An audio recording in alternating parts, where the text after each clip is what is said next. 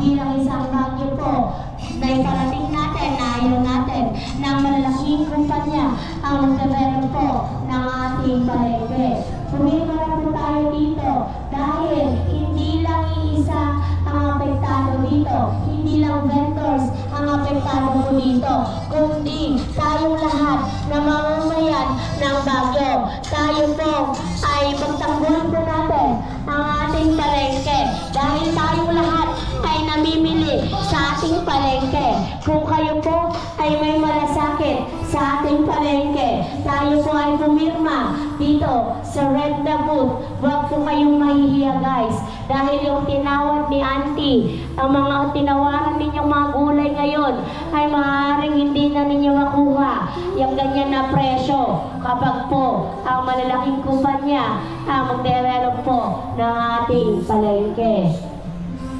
Pumirma na po tayo dito sa red na booth guys, sa Malcolm Square. Suportahan po natin ang isa't isa bilang Baguio residents po. Ako man po ay hindi isang vendor. Ako po ay isang Baguio resident. Nag-volunteer po ngayon at noon po mga nakaraang araw na nananawagan po ako sa inyong mga Baguio residents, kapwa Baguio residents po, na tayo po ay pumirma dito po sa ating red na booth at suportahan po natin ang isa't isa na ayaw po natin ng malalaking kumpanya kagaya po ng SM ang mag-develop po ng ating palengke.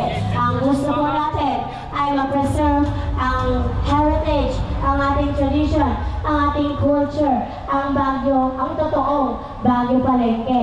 Ayaw natin ng isang mall palengke. Meron na tayong mall sa taas, ang SM Mall.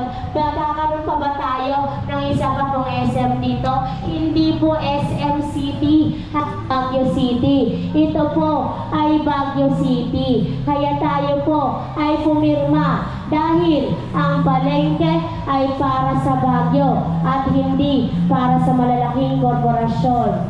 Tayo po ay pumirma dito sa Malcolm Square, sa red na booth. Sa lahat po na hindi pa po nakakapirma, tayo po ay magtulungan. Pumirma na po tayo dito sa red na booth sa Malcolm Square. Ang ating letter for our councilors, pwede po rin yung picturean dahil ito po ay nandyan lang po sa booth. Maaari po kayo makakuha po ng kopya. Picturean nyo lang po ang ating letter for our councilors. Tayo po, ang 58 days na lang po ang natitira bago mag-decide ang ating Baguio City Council.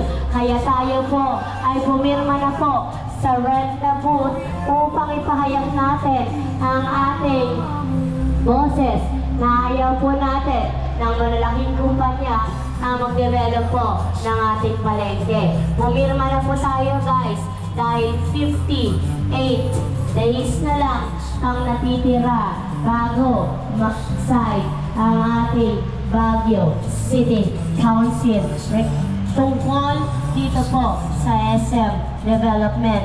Kaya tayong lahat po na mga bumoto, mga residente, ito na po ang pagkakataon po natin na pumirma at marinig ang ating boses ng ating pamahalaan. Sa mga bumoto po ng mga nakaraang eleksyon, ito na po, dito po natin makikita kung ang totoong mga binoto po natin sa ating pamahalaan ay talagang totoo sa kanilang mga plataforma na sinasabi po nila ay pro-people na, pro-Baguio.